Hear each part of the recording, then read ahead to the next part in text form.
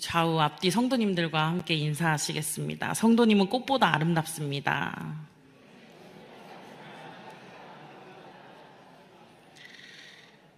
한 번 더 인사하시겠습니다. 주님의 이름으로 사랑하고 축복합니다. 제가 이 성도님은 꽃보다 아름답습니다 이 인사를 자주 하는데, 그리고 사랑합니다 인사를 자주 하는데, 꽃보다 아름답습니다 소리는 작고 사랑합니다 소리는 아주 커요. 꽃보다 아름답습니다 라는 인사가 혹시 부끄러우신가요? 언제 우리가 또 이런 인사를 해보겠습니까? 또 어디 가서 내가 꽃보다 아름답다는 그 말을 또 들어볼 수 있겠습니까? 그래서 오늘 한 번 더 성도님은 이 세상 어떤 것보다 더 아름답습니다. 인사해 봅시다.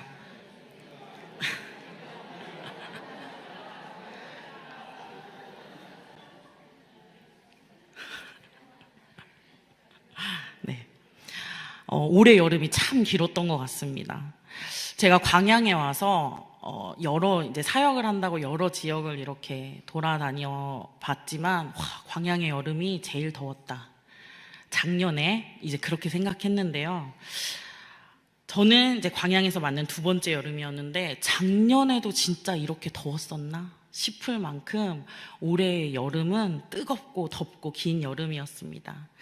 지난 추석 명절도 폭염이 계속될 거라고 일기예보가 일찌감치 일찍부터 있었고, 아니나 다를까 가장 더운 추석 명절을 보내지 않았나 싶습니다. 추석이 한참 전에 지난 것 같은데 고작 일주일 지났더라고요. 그러니까 우리 일주일 전에는 언제 시원해지지? 언제까지 이렇게 덥지? 했는데, 참 신기하게도 강한 비가 한번 쏟아지고 나니까 언제 그랬냐는 듯이 갑자기 가을이 되어버렸습니다. 아침 저녁 바람은 차갑게 느껴지기까지 한 날씨가 되어버렸습니다. 그래서 아주 좋은 때에 내리는 비는 우리의 인생에 또 자연에 꼭 필요한 일임을 깨닫게 되었습니다. 참 이렇게 선선해진 날씨 타이밍에 정말 딱 맞게 우리 광양중앙교회의 가을 사역들이 시작되었습니다. 말씀 묵상과 기도에 더 힘쓰기 좋은 계절이 왔다는 뜻입니다. 몇 주 전에 중앙아카데미를 시작으로 전도대 자녀들을 위한 40일 작정기도 큐티 나눔반이 시작되었고, 시니어스쿨 다문화교실 기도하는 엄마들의 가을 학기가 개강하였습니다. 그리고 양육반과 기도학교 기초반 시작을 앞두고 있습니다. 이렇게 교회 안에 많은 사역들이 존재하는데, 우리가 그저 봄, 가을로 지나는 그런 시간들이 아니라 이 시간들이 우리 영혼에 쌓여서 공동체가 변화되어지고 이웃을 일으키고, 또 우리 자신이 말씀과 기도로서 더 영적으로 무장되어지는 가을이 되시기를 주님의 이름으로 축복합니다. 그래서 아주 좋은 때에 내리는 우리 영혼의 그 은혜의 비를 누리는 은혜가 있으시기를 주님의 이름으로 축복합니다. 우리가 묵상하고 있는 예레미야는 구약의 선지서로 분류가 되는데, 이렇게 예레미야 같은 선지서들을 이해할 때는 그 선지자가 선포했던 시대의 역사적인 배경을 먼저 살펴볼 필요가 있습니다. 선지자들은 어떤 역사 속에 살았던 사람들에게 하나님의 구체적인 메시지를 전했기 때문입니다. 예레미야의 시작은 이렇습니다. 예레미야서 1장 1절에서 3절 말씀 우리 함께 읽겠습니다. 베냐민 땅 아나조세 제사장들 중 힐기야의 아들 예레미야의 말이라. 아몬의 아들 유다왕 요시야가 다스린 지 13년에 여호와의 말씀이 예레미야에게 임하였고, 요시야의 아들 유다의 왕 여호야김 시대부터 요시야의 아들 유다의 왕 시드기야의 11년 말까지 곧 5월에 예루살렘이 사로잡혀 가기까지 임하니라. 아멘. 제사장 힐기야의 아들 예레미야는 요시야가 유다를 다스린 지 13년째 되던 해부터 그 아들 여호야김을 거쳐서 시드기야 11년 5개월 될 때까지, 예루살렘 사람들이 포로로 끌려갈 때까지 하나님의 말씀을 선포한 선지자였습니다. 이 구절에 3명의 왕이 등장하는데, 먼저 요시야는 하나님 보시기에 정직하며 의롭게 행한 왕이었다고 성경은 기록하고 있습니다. 유다와 예루살렘에 있던 우상들을 다 제거하고 하나님의 성전을 수리하고 회복하고자 애썼습니다. 성전에서 발견이 된 하나님의 율법책을 보면서 자신들이 하나님의 백성으로서 얼마나 하나님의 말씀에 순종하며 살아가지 못했던 것을 깨닫고 자신의 옷을 찢으며 회개하고 이스라엘 모든 사람들이 하나님만 섬기게 모든 우상을 깨트려 버렸습니다. 그러나 그의 아들 여호야김은 하나님 앞에서 악을 행했다고 평가합니다. 백성들의 세금을 착취했고 사치스럽게 궁전을 세웠습니다. 하나님의 말씀으로 예루살렘의 심판을 예언하는 선지자들을 죽이고 하나님의 말씀을 기록한 두루마리를 불에 태워버렸습니다. 그렇게 신하들의 반역으로 여호야김은 죽임을 당하고 여호야김의 후손에서 왕이 나온 것이 아니라 다시 요시야의 후손에서 왕이 세워집니다. 그게 바로 요시야의 아들 시드기야가 유다의 마지막 왕이 되었습니다. 그러나 그도 하나님이 보시기에 겸손하지 않고 악을 행했습니다. 예레미야를 통해 주시는 하나님의 말씀을 거역하는 죄를 범했습니다. 그가 통치했던 시기에 백성들은 이방의 모든 우상을 예루살렘과 성전에서 숭배했고 바벨론에게 항복하면 살 것이라는 예레미야의 그 말씀을 무시하고 결국 예루살렘이 함락되어지고 멸망하게 되고 맙니다. 이때 느부갓네살 왕은 시드기야의 아들들을 죽이고 시드기야의 2눈을 빼고 바벨론으로 끌려가 결국 그곳에서 죽게 되고 맙니다. 시드기야는 예레미야에게 하나님의 뜻을 구해요. 하나님의 뜻이 무엇이냐라고 구해요. 하지만 하나님을 신뢰하지 않고 방백과 백성들을 두려워해서 하나님의 뜻에 불순종했습니다. 이러한 시대에 예레미야는 눈물과 고통으로 하나님의 말씀을 전했습니다. 예레미야는 왕들의 죄에 대해서 책망하며 우상과 불의를 버리고 하나님께로 돌아오라고 선포했던 것입니다. 왕들이 악함으로 하나님의 말씀을 거역하자 나라가 영적으로 무너져 버린 것입니다. 눈물의 선지자라는 별명을 가진 예레미야의 눈물은 단지 나라가 무너졌기 때문에 그 애통함에 흘린 눈물이 아니라 하나님의 백성이 하나님의 말씀을 버렸기 때문에 하나님께서 친히 흘리신 하나님의 눈물이었습니다. 자기 백성을 살리시기 위해서 벌하지 않으실 수 없는 하나님과 깨닫지 못하는 하나님의 백성 사이에 서서 애끓는 심정을 가지고 눈물로 말씀을 전할 수밖에 없었던 시대 속의 선지자 예레미야입니다. 오늘 본문 예레미야서 11장 1절에서 8절에 가장 많이 등장하는 단어가 있습니다.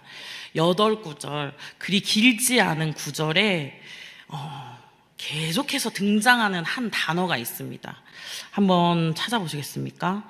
이 단어는 예레미야에 총 21번이 기록되어 있다고 하는데 그 중에 6번이 오늘 본문에 기록되어 있습니다. 찾으셨습니까? 네, 바로 언약입니다. 2절, 너희는 이 언약을 듣고 3절, 이 언약의 말을 따르지 않는 자는 4절, 이 언약은 5절, 언약을 이루리라 한 것인데 6절, 너희는 이 언약의 말을 듣고 지키라. 8절, 이 언약의 모든 규정대로. 이렇게 총 6번이나 언약이 기록되어 있습니다.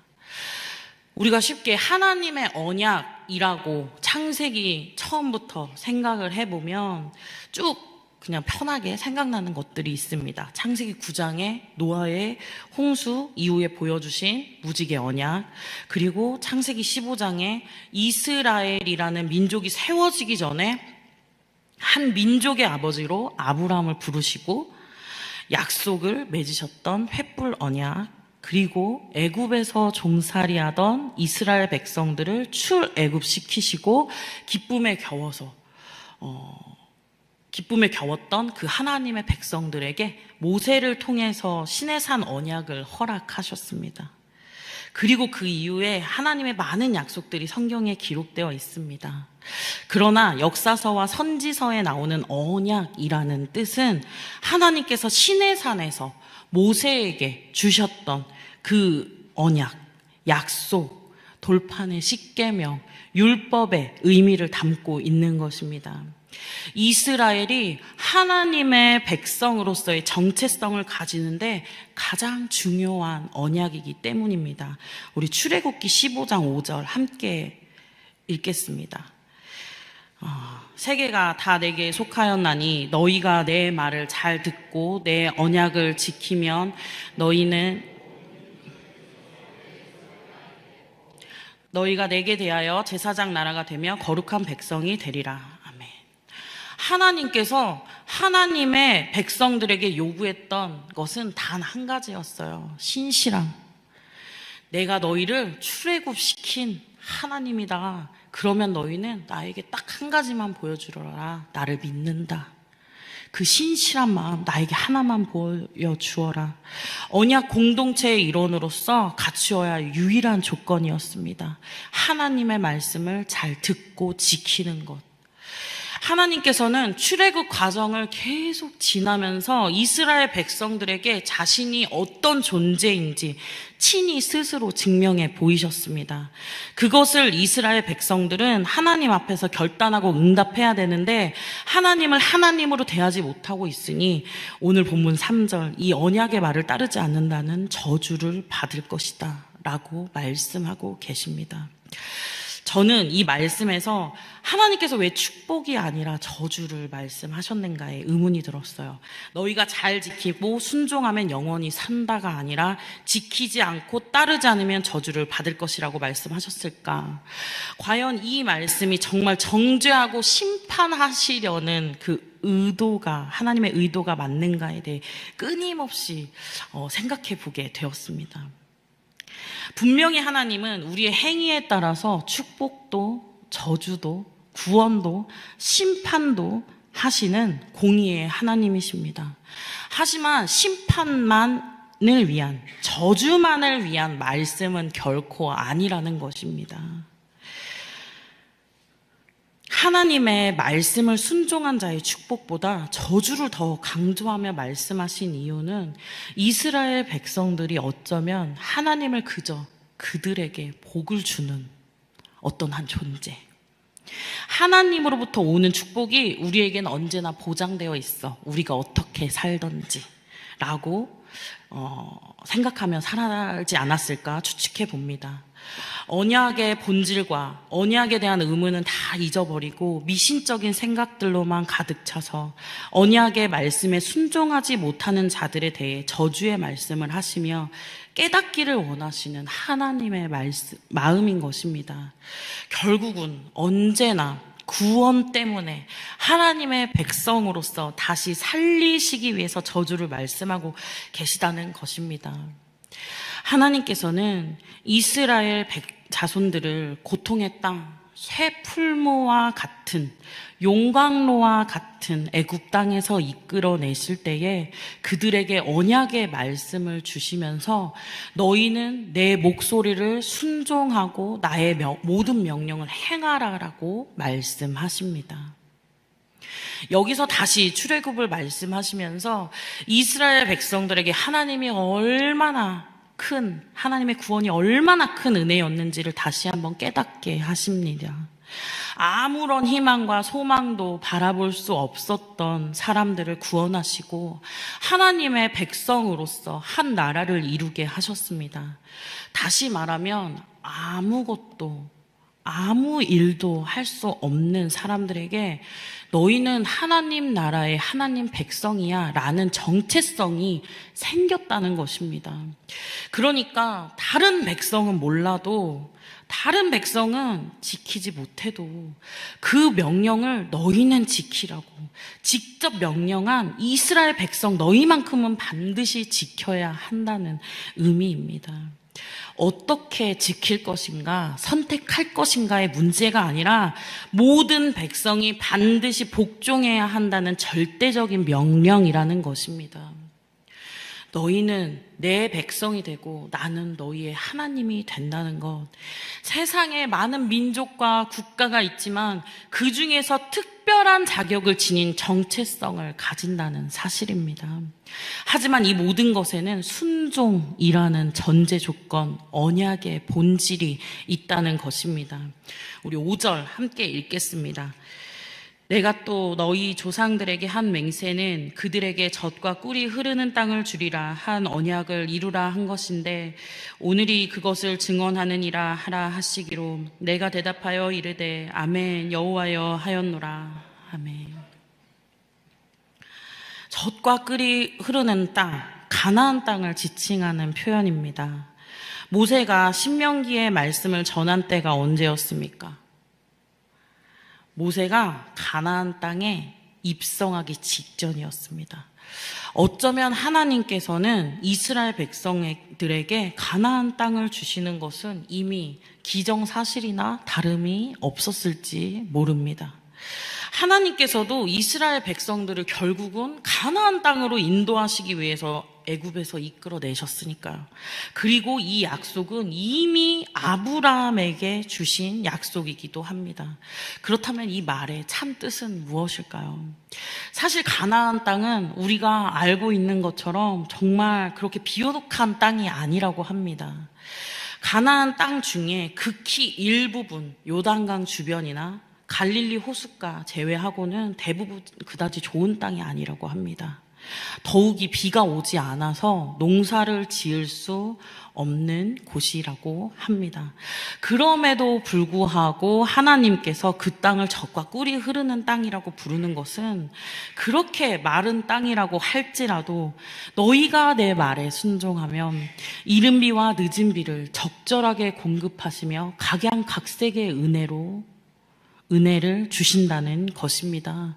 또 그 땅이 옥토가 되지 못하더라도 하나님으로 만족할 수 있는 영혼으로 육의 욕구에만 매여 사는 삶이 아니라 하나님과 함께 살아감이 어디나 하늘나라에 사는 것과 같이 영혼이 만족함을 얻는다는 뜻입니다. 예레미야를 통해 이스라엘 백성들에게 너희가 입은 그 은혜를 기억하며 언약을 지키라고 말씀하시는데 오늘날 우리의 삶은 어떠십니까? 여러분에게도 하나님은 그저 복 주시는 하나님이십니까? 오늘의 본문 여호와께로부터 예레미야에게 임한 말씀이니라로 시작하는 오늘의 말씀이 이스라엘 백성이 아니라 오늘 우리에게 지금 우리에게 주시는 하나님의 말씀으로 받으시기 바랍니다. 우리 각자, 우리 서로 살아온 환경과 삶을 다 알지 못하겠지만 우리 인생이 쇠풀무에 있을 때가 있지 않았겠습니까? 그런데 그 쇠풀무, 그러니까 이스라엘 백성이 애굽의 노예에 있을 때처럼 험난하고 괴로운 시절을 지날 때 과연 내 힘으로만 그 시간을 지나왔겠냐는 말입니다. 이스라엘 백성처럼 홍해가 갈라지고 불기둥, 구름기둥 같은 어떤 기적 같은 현상이 내 눈앞에 보이지 않았더라도 그 시간을 그저 묵묵히 이기게 하신 하나님의 은혜를 오늘 이 밤 다시 한번 기억하시길 바랍니다. 그리고 그렇게 은혜를 입은 우리는 하나님의 말씀을 살아내는 사람이 되어야 한다는 것입니다. 제가 이렇게 강단에서 가족들 이렇게 얘기를 할 때 우리 성도님들이 참 즐거워하시는 걸 참 많이 느끼거든요. 그래서 저희 남편한테 허락을 받고 올라왔어요, 오늘도. 그래서 제가 또 지난 얘기를 한번 해볼까 합니다. 네. 제가 기도를 하면서 이렇게 배우자를 만나기 위해서 준비를 하고 또 기도 중에 또 저희 남편을 만나고 하나님께서 또 마음을 주셔서 결혼을 준비하고 그 와중에 사실은 그렇게 저한테 크게 감동이 되지 않은 한 가지가 있었어요. 시댁에 예수님을 믿는 분이 한 분도 계시지 않았어요. 결혼할 그 김동환 목사 빼고는 예수님을 믿는 분이 한 분도 계시지 않았어요. 그리고 결혼을 하고 제가 남편을 위해서 이렇게 기도를 할 때 그때 제 영혼이 감동이 된 기도의 제목이 있었어요. 어떻게 이 가문에 이 남편 이전에 예수님을 믿었던 사람이 단 한 사람도 없었을까? 그런데 그런 가정에서 어떻게 내 남편은 첫 그리스도인이 되었을까? 그런 가정이 어떻게 우리의 가정이 되고 어떻게 목사의 가정이 되고 하나님의 은혜가 없었다면 어떻게 우리 가정이 이렇게 설 수 있었을까 하는 그 감사의 기도 제목이 저에게 너무나 큰 감동이 되었어요. 물론 양가의 부모님들, 가족들이 믿음도 좋으시고 기도로 응원을 해주시면 그것도 더할 나위 없는 은혜겠지만 내 은혜가 내게 족하다 하신 말씀으로 영혼에 넘치는 감동이 되었습니다. 한 가문에 복음의 씨앗이 되어지는 일에 우리 가정이 일어났다는 그 사실만으로도 하나님의 일을 우리 가정이 해내야 하는구나. 그 이유 하나만으로도 내가 그리고 우리 가정이 하나님의 일을 할 만한, 오늘 복음을 전할 만한, 오늘 말씀을 살아내기로 작정을 할 만한 은혜가 이미 우리 가정 가운데 충분하다는 생각이 들었습니다. 우리 성도님들은 어떤 인생을 살아오셨는지 모르겠어요. 그런데 지금 이 자리에 앉아 계신 이 순간 여기까지 인도하신 하나님의 그 은혜만으로도 우리는 말씀을 살아내기로 작정할 만한 충분한 은혜를 누린 사람임을 잊지 않으시기를 바랍니다. 그러나 우리는 늘 연약한 죄인이라 넘어지고 쓰러져요. 그래서 말씀을 듣고 지키라는 하나님의 약속을 깨뜨려 버립니다. 사랑하라고 하셨지만 눈은 다른 사람의 허물을 먼저 보고 입술은 다른 사람의 허물을 말해요. 하나님만 섬기라고 하셨지만 우리의 마음은 늘 보암직도 하고 먹음직도 한 것에 마음을 빼앗겨 버려요. 입술로는 순종을 말하는데 내 머리로는 내 생각이 맞다고 생각하면서 살아갑니다. 이렇게 하나님의 자녀로서 신실함을 저버리고 살아갑니다. 약속이라는 것은 결국 한쪽이 지키지 않으면 깨어지기 마련이에요. 두 사람이 약속을 해요. 몇 시에 만납시다. 한 사람이 오늘 어렵게 됐어요. 약속이 깨어져 버려요. 이렇게 이스라엘 백성과 하나님의 언약은 이스라엘 백성의 불순종으로 언약을 깨뜨려 버리고 맙니다. 그래서 그 언약은 완전히 파기되고 이스라엘은 멸망하고 하나님의 구속사는 중단이 되었어야 합니다. 그러나 하나님께서는 이스라엘이 언약을 어겼을 때 그 대가로 그들을 심판하기는 하셨으나 그들을 영원히 버리지 않으시고 31장 4절에는 내가 다시 너를 세우리니 내가 다시 세움을 입을 것이다 말씀하시면서 회복을 약속하십니다. 그리고 마침내 예수 그리스도를 통해서 영원히 패하지 않을 새 언약을 주셨습니다. 우리 또한 날마다 하나님의 말씀을 살아내지 못하는 것은 약속을 저버리고 사는 것이나 다름이 없습니다. 우리의 삶에 하나님의 기적과 같은 일이 일어나지 않더라도 이미 예수 그리스도의 십자가 은혜 그 한 가지만으로도 하나님을 하나님으로 섬기며 하나님의 말씀을 듣고 지킬 이유가 우리에게 이미 충분하다는 것입니다. 하나님의 말씀을 순종하라는 말씀은 엄청난 일을 내게 보이라 라는 뜻이 아니라 매일 주시는 말씀으로 인도함 받는 삶을 살으라 말씀하시는 것입니다. 우리에게 주어진 삶의 자리에서 그리스도인으로서 살아가라는 것입니다. 말씀 없는 찬양은 우리의 영혼을 곤고하게 만듭니다. 말씀 없는 기도는 우리의 영혼이 분별하지 못하게 합니다. 오직 하나님의 말씀만이 우리를 구원으로 인도하는, 또 살아가는 지혜로 이끄는 것입니다. 그 지혜의 말씀을 가지고 살아갈 때 주 예수와 동행하니 그 어디나 하늘나라라고 우리가 고백할 수 있는 것 아니겠습니까? 하나님께서 예레미야에게 본문 6절 이하로 역대 선민들과 선민들의 불순종과 그 결과를 다시 한 번 더 말씀하시면서 언약을 지킬 것을 말씀하고 계십니다. 1절에서 8절까지 한 문장으로 하나님의 언약의 말씀을 지켜라 라는 것입니다. 예레미야는 유다와 예루살렘 거리에 이 메시지를 선포하며 다녔습니다. 사실 예루살렘과 대부분의 도시들은 예레미야의 메시지를 듣고 반감을 갖게 되었을 것입니다. 실제로 예레미야의 고향 아나도 사람들은 예레미야를 죽이려는 계획까지 세우고 협박했음에도 불구하고 끝까지 예언의 말씀을 선포하였습니다. 예레미야는 하나님께서 전하라 하시니 전했고 그렇게 살으라 하시니 살았습니다. 어떤 이는 그 사람의 삶보다 그가 쓴 글이 낫고 어떤 이는 그 글보다 삶이 낫다고 합니다. 그러나 예레미야는 그가 쓴 글과 삶이 또 말이 동일한 사람이었습니다. 예레미야의 인생살이는 히브리 역사상 가장 험난했던 시기 중 하나와 겹칩니다.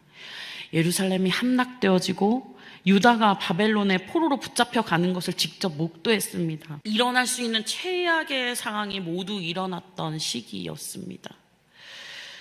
이 폭풍 한가운데에 끝까지 견뎌냈습니다.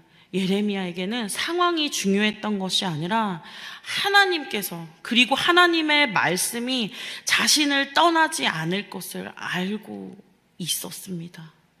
오늘의 말씀을 통해서 우리에게 언약의 말씀을 주십니다. 우리는 예수 그리스도를 통한 언약의 말씀을 받은 사람들입니다. 거기에 멈춰서는 안 됩니다. 교회를 다니니 끝, 예배 드리니 끝, 예수 이 정도 믿으면 됐지 끝. 스스로의 만족감을 내려놓고 그 이상의 단계를 바라보시기 바랍니다.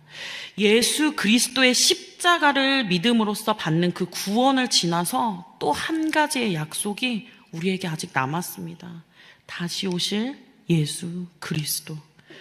우리는 반드시 그 예수님 앞에 다시 서야 돼요. 한 명도 빼놓지 않고 반드시 서야 돼요. 지금 우리는 그 구원의 때를 위해서 달려가고 있음을 꼭 기억하시기 바랍니다.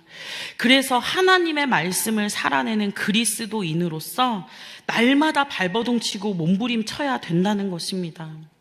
우리의 어떤 지적인 동의나 종교적인 열심으로 하나님을 따르는 것이 아니라 하나님의 영이 말씀을 통해 우리 안에 부어져서 성령의 감동 감화가 우리 삶을 이끌 때 우리의 삶을 통해 하나님의 약속이 이루어지는 위대한 역사를 보게 될 것입니다.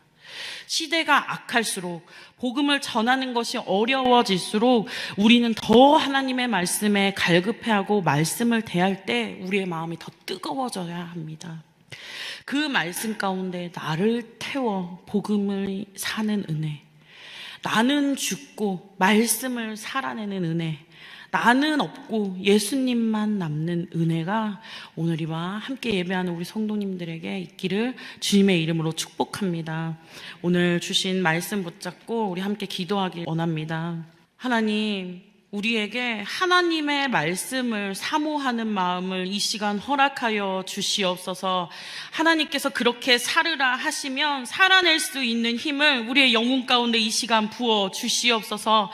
또한 기도 주간을 보내고 계시는 담임 목사님께 하나님의 지혜를 더하여 주시고 영육의 능력을 더하여 주시옵소서. 이 시간 함께 기도하시겠습니다.